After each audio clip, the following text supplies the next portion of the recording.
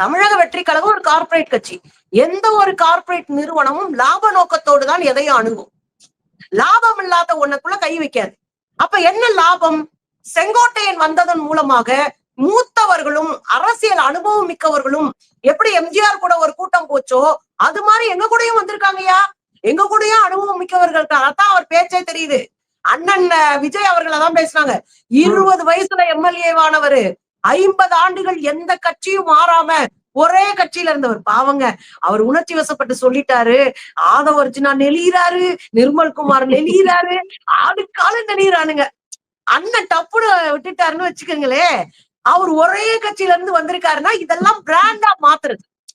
இந்த எப்பயுமே கார்பரேட்டுகள் ஒரு பிராண்ட கொண்டு வருவாங்க, ஒரு பிராண்ட முன்னிலைப்படுத்துவாங்க. அப்ப நாங்க பாருங்க, எங்க கையில ஒரு ஆள் இருக்காருங்க, அவர் எம்ஜிஆர் கூட இருந்தவருங்க.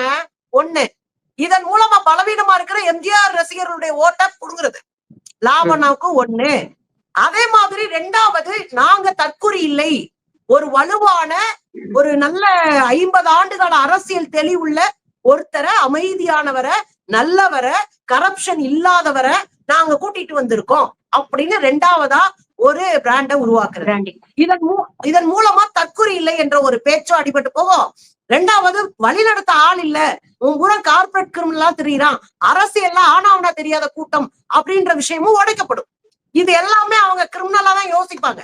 அதன் அடிப்படையில அவருக்கு ஒரு நல்ல பதவி கொடுக்கலாம், நல்ல பொறுப்பு கொடுப்பாங்க, எல்லாமே நடக்கும். ஆனா நடைமுறை சாத்தியம் அங்க இருக்குமா அப்படின்னா இருக்காது. ஏன்னா இருக்கிறவங்க பூரா கார்பரேட் கிரிமினல், இவர் ஒருத்தர் அரசியல்வாதி. அரசியல்வாதிகள் கிரிமினலா இருக்கிறத விட கார்பரேட்ஸும் மொத்த கிரிமினல் தந்தையும் கையில வச்சிருப்பான். நீங்க ஆதவர்ஜுனாக்கு எதிராக நின்னெல்லாம் ஒண்ணுமே பண்ண முடியாது செங்கோட்டையன். அதே மாதிரி RSS கும்பல் அங்க உள்ள ஒரு பெரிய டீமா சாலிடா உட்கார்ந்துருக்காங்க. அவங்களை எதிர்த்து நீங்க திராவிடம் பேச முடியாது. செங்கோட்டையன் திராவிடம் பேசினவருங்க. இதே சட்டமன்றத்துல உட்கார்ந்துட்டு செங்கோட்டையன் சொன்னாரு, திராவிட கட்சிகள் தான் இங்க ஆள முடியும் அப்படின்னு. பாவம், அவரே அட்ரஸ் எல்லாம் போய் அங்க உட்கார்ந்துட்டாரு. அப்போ இளைஞர்களோடு செயல்படுவது, இளைஞர்களாக இருக்கிற அந்த 2ஆம் கட்ட தலைவர்களோடு இணக்கமாக போவது, இதுல பிரச்சனை வரும். செயல்படுகிற போது பிரச்சனை வரும். அதுக்கப்புறம் தான் தெரியும் ஏன்டா போய் சிக்கி சீரழிறோம்னு. அது வரைக்கும் கார்பரேட்ஸ் தங்களுக்கான அடையாளத்தை, தங்களுக்கான அரசியல் விற்பனை மையத்தை தெளிவுபடுத்ததான் இவரை பயன்படுத்தும் அப்படின்னு பார்க்கலாம். இன்னொன்னு